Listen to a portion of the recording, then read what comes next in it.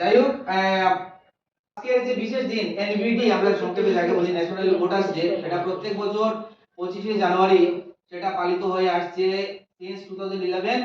2011 সাল থেকে এটা শুরু হয়ে আজকে চলছে, আগামী তো এটা চলবে, এটা এই ডেটার সেলিব্রেশন।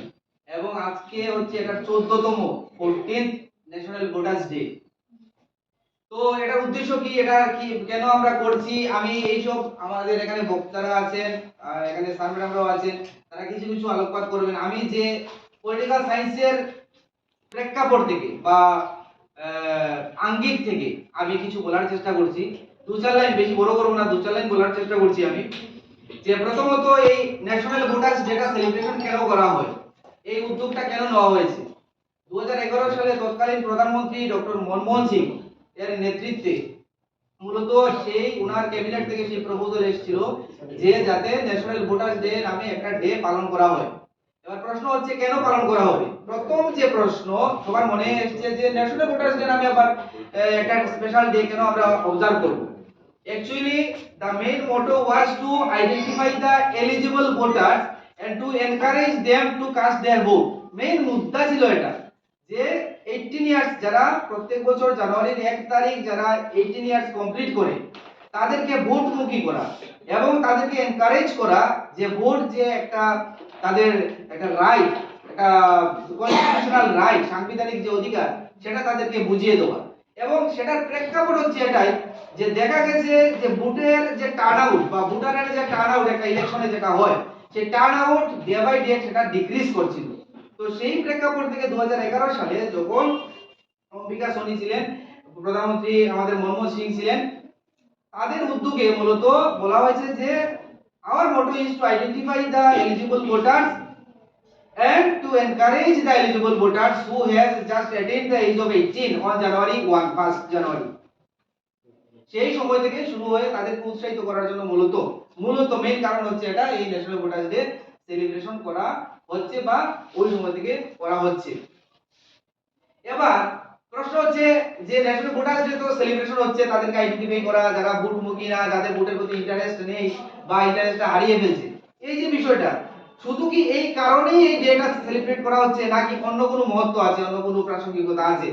তো প্রাসঙ্গিকতার কি আছে কি নেই সেটা সম্পর্কে বলতে গেলে আমার মনে যে প্রশ্নটা জাগবে সেটা হচ্ছে কেন আমি ভোট দেব, what is the reason behind casting vote.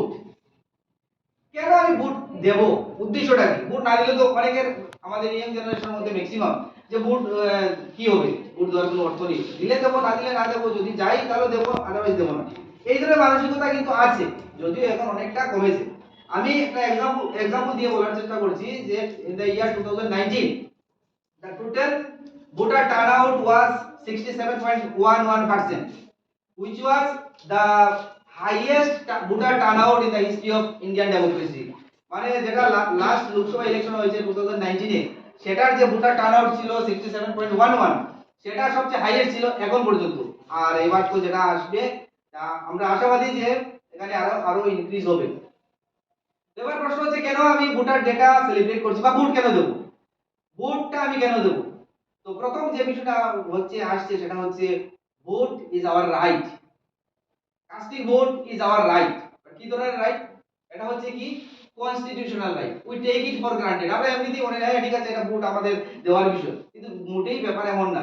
আমাদের কনস্টিটিউশন এটা গ্যারান্টিড করেছে যে তোমার ভোট কতটুকু মূল্যবান, তোমার ভোট একটা সোসাইটিকে চেঞ্জ করতে পারে, একটা রাষ্ট্র ব্যবস্থাকে চেঞ্জ করতে পারে, একটা অ্যাডমিনিস্ট্রেশনকে চেঞ্জ করতে পারে। সুতরাং ইওর ভোট ইজ ভ্যালুয়েবল, এবং সেই কারণে তোমাকে তোমার ভোটটাকে, তোমার ভোট যেহেতু তোমার অধিকার, সেই অধিকার তোমাকে বুক করা উচিত, তোমাকে বুক করতে হবে। এবং যদি তুমি অধিকারটা বুক করতে চাও তাহলে you have to cast your vote. তো এটা হচ্ছে ফার্স্ট। সেকেন্ড হচ্ছে যে এজেন্ট অফ চেঞ্জ, ভোটটাকে বলা হচ্ছে agent of change. Agent of change মানে কি, যে পরিবর্তনের ধারক। একটা সোসাইটিকে আমরা যদি এমন ধরি যে if we are reluctant to cast our vote, then it automatically means that the previous government will remain in the, or will again from the government. If we are dissatisfied with the function of the government and we are reluctant to cast our vote, then it means that we we are somehow supporting that government, whether this particular government is functioning or not. This is means it is not a matter to us. Matter to us means the people who are not willing to cast their vote, যারা vote cast করতে যায় না তাদের মাথায় এটা যে আমার ভোটে কি যাবে আসবে, আমি ভোট দেব না।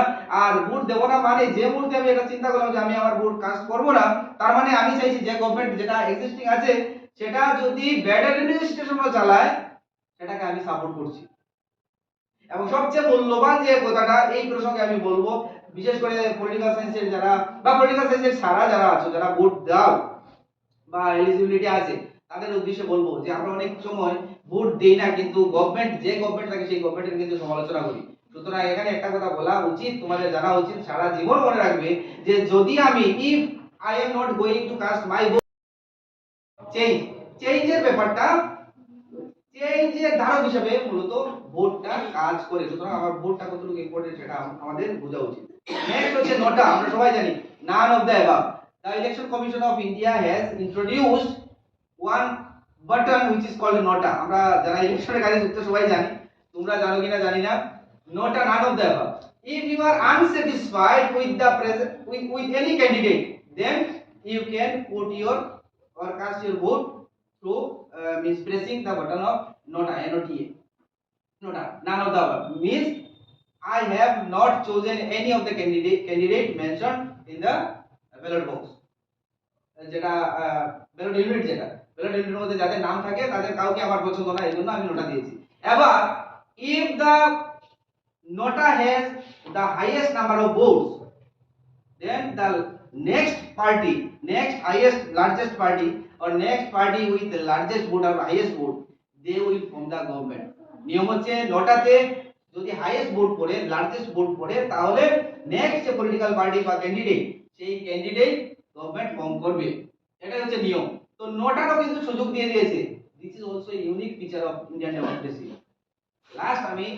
লাস্ট বলে এটা বলে শেষ করছি, সেটা হচ্ছে যে ইন্ডিয়াস হিস্ট্রি, আমাদের ভারতবর্ষের যে ইতিহাস, সেই ইতিহাসও আমাদেরকে বাধ্য করছে যে we should cast our vote.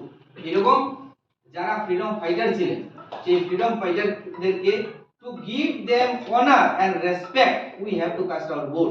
কারণ what they have envisioned for India means what they dreamt for India, it may be implemented, it may be executed through casting our vote.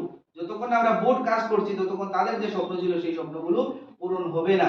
সুতরাং to give them honor and respect we have to cast our vote, we have to exercise our adult franchise so that NVD or so that the National Voters Day or the aim or motto of National Voters Day will be successful one. So thank you all.